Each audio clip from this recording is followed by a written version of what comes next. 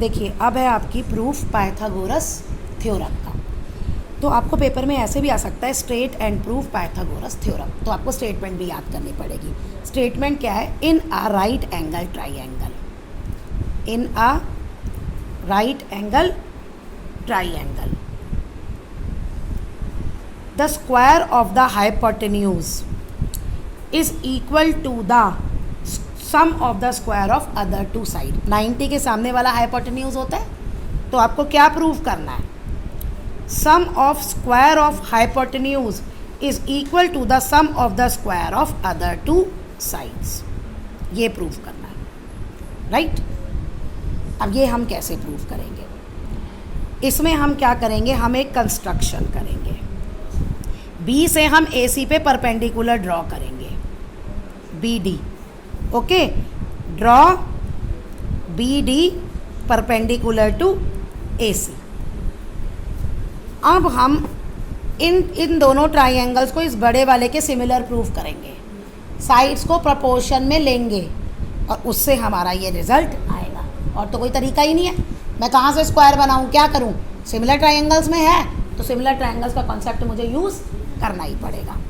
चलिए मैं देखिए इन ट्राइंगल अभी तो ऐसे ही नाम लिख रही हूँ, A B D and A C D, A B C, ये दो ट्राइंगल ले रही हूँ, एक ये वाला और एक ये वाला, ठीक है? अब इसमें क्या क्या दिख रहा है आपको? Angle A is equal to angle A common दिख रहा है, दिख रहा है कॉमन। और इसमें ए बी डी में angle D is equal to angle B A B C का, ईच 90। अब दोनों ट्राइंगल सिमिलर हो गए ए ए से। अब यहाँ मैं जो लिखूंगी वो मुझे कॉरस्पॉन्डेंसी चेक करनी पड़ेगी, मैं ऐसे ही नहीं लिख सकती। ओके, देखिए जहाँ एंगल ए है वहाँ एंगल ए, क्योंकि ए कॉमन है, ठीक है। जहाँ एंगल डी वहाँ एंगल बी, जहाँ एंगल डी वहाँ एंगल बी, यहाँ पे सेम नहीं है। इसलिए बिगिनिंग में तो आप कुछ भी लिखो, लेकिन जब सिमिलर या कॉन्ग्रेंट लिखते हो तो कॉरस्पॉन्डेंसी चेक करके लिखा करो। हो गया क्लियर? अब इसमें कौन सा बचा? पॉइंट बी, और इसमें बचा सी। अब ये आपकी नेमिंग हो गई ये नेमिंग। अब हमें तीन साइड्स प्रपोर्शन में है, कौन कौन सी? क्यों मैंने यहाँ पे ध्यान दिया? अब इधर नहीं देखूंगी, मैं यहीं से लिख लूँगी, A D upon A B is equal to B D upon B C equal to A B upon A C. मैंने तीनों लिख ली। क्यों?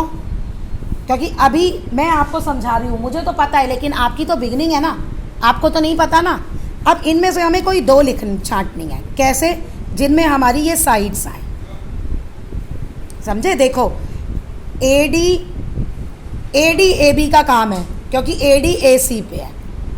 इस बी डी का तो हमें को कोई काम नहीं है ना, तो वो बी डी वाला हम डिस्कार्ड कर देंगे, ये हम नहीं लेंगे क्योंकि इसका कोई काम नहीं है। देखो ए बी भी आ रहा है, ए सी भी आ रहा है, और ये ए डी ए सी पे है। बी डी का तो कोई यूज़ ही नहीं, हमें ये तीनों साइड्स लेनी है ना, तो इसको हम हटा देंगे।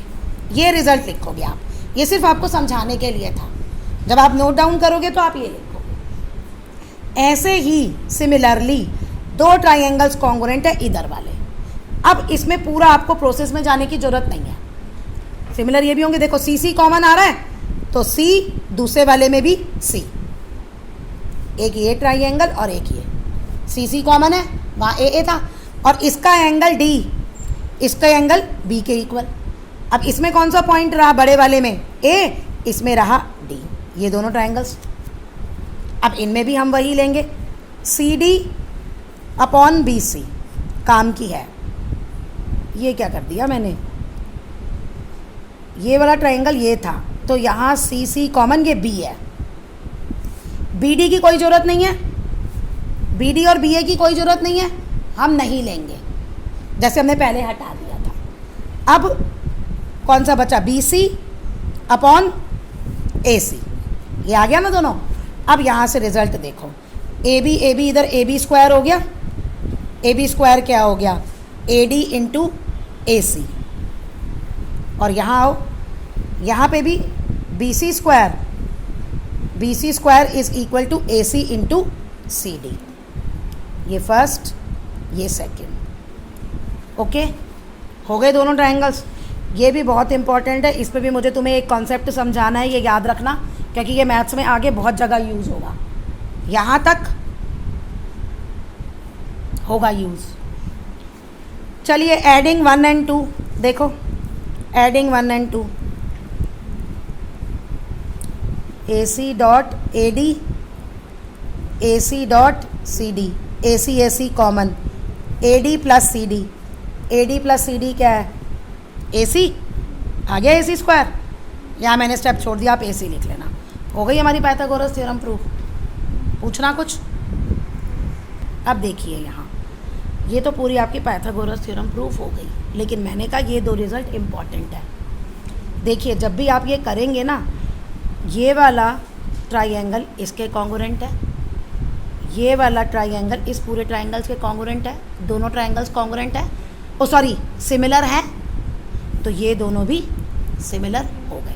अब जब तुम इन दोनों को सिमिलर लिखोगे तो चेक करना दोनों में कौन सा ABC आ रहा है। यहाँ पे भी नेमिंग ABC होनी चाहिए, यहाँ पे ABC नहीं है, यहाँ पे ABC। अब मुझे ये नेमिंग चेंज करनी पड़ेगी, ठीक है।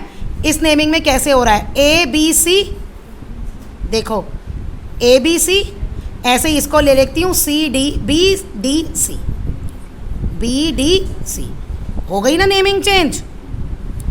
जो ऑर्डर यहाँ चेंज करोगे वही यहाँ कर देना, क्योंकि कॉरेस्पॉन्डेंस तो रहेगा ही रहेगा। जहाँ C था C और B और D, ये नेमिंग सेम होनी चाहिए। ये नेमिंग सेम हो गई, तो अब दोनों कौन से दोनों ट्रायंगल्स सिमिलर हो गए? नेमिंग पे बहुत ध्यान है। ADB सिमिलर टू BDC, ये दोनों सिमिलर हो गए। ये देखिए, ये रहा वो प्रूफ जो मैंने अभी आपको कराया है। If a perpendicular drawn from vertex to right angle of right triangle to the hypotenuse, perpendicular is drawn, ये परपेंडिकुलर ही है ना, और हाइपोटेन्यूज पे ही है ना, तो then triangles on both side of the perpendicular, triangle on both side of the perpendicular are similar to whole triangle, are similar to whole triangle and similar to each other. Pen चला के बताया मैंने किसका कौन सा क्या है। हो गया क्लियर? तो पॉइंट आपको याद रखना, ये नहीं आंखें बंद करके अरे ये हमने रिजल्ट लिख दिया, ये लिख दिया, इन दोनों को सिमिलर कर दिया। नो, मैं दोबारा से रिपीट कर रही हूँ, यहाँ नेमिंग सेम होनी चाहिए।